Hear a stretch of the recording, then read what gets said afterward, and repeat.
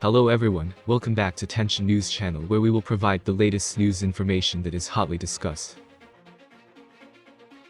President Joe Biden has announced a new $1 billion weapons package for Ukraine to counter Russian advances in the Donbass region and strengthen U.S. allies' resolve to sustain and even intensify efforts to arm Ukraine. Despite Ukraine's initial success in repelling Russian invaders, many express concern that a protracted conflict might favor the Russians due to the sheer size of their force and firepower. However, according to Defense Secretary Lloyd Austin, the tide could turn if the international effort to help Ukraine intensifies in the coming weeks and months.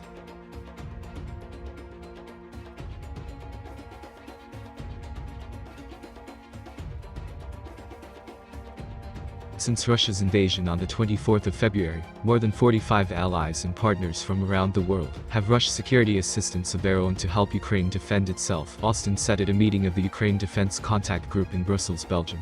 After the delivery of thousands of Javelin anti-tank missiles, artillery systems, and rounds of 155mm ammunition, what do the Ukrainians need? It is a question fully embraced by the international community and the Pentagon, which just announced that its latest aid package will include 18 155mm howitzers, 36,000 rounds of ammo, and additional ammunition for Ukraine's critical high-mobility artillery rocket systems, HIMARS.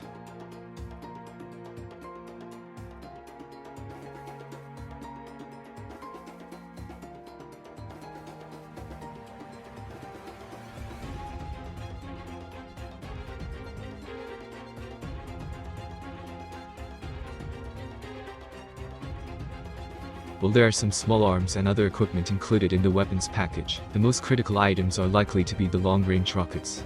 HIMARS and multiple launch rocket systems can fire twice as far as traditional artillery, allowing Ukrainian forces to attack advancing Russian units from standoff distances. Indeed, some HIMARS systems can strike targets up to 300 miles away, raising the question as to whether Ukraine should target ammunition depots, command and control facilities, and rocket launchers inside Russia. Along with rockets and longer-range missiles, Ukraine is likely to need heavy armor and mechanized vehicles, such as tanks, infantry carriers, and tactical vehicles.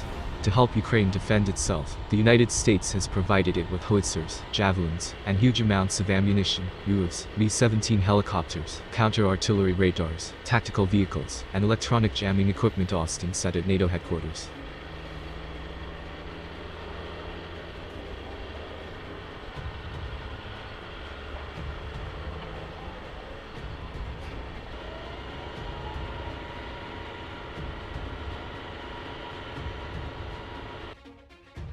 The new support package announced by the Pentagon does include some tactical vehicles, but questions about tanks remain. Austin said the Ukrainians are getting tanks, but he did not provide any specifics. Meanwhile, other forms of military assistance from tanks to helicopters continue to flow into Ukraine, Austin said. Outside of major urban areas, particularly on the flat plains in eastern Ukraine, tanks could be critical when it comes to battling a Russian assault. There are likely many Soviet-era tanks in Eastern Europe, and the Ukrainians clearly have a need for more tanks. Is Poland going to give Ukraine Soviet-era T-72 tanks? Better yet, what if Poland sent its recently purchased Abrams tanks to Ukraine and simply had them backfilled? As much as mobile anti-armor weapons can be surprisingly effective, there is still a place for heavy armor, as it could not only defend urban areas, but also help Ukrainian forces retake territory in the event that they are able to seize ground from Russian forces.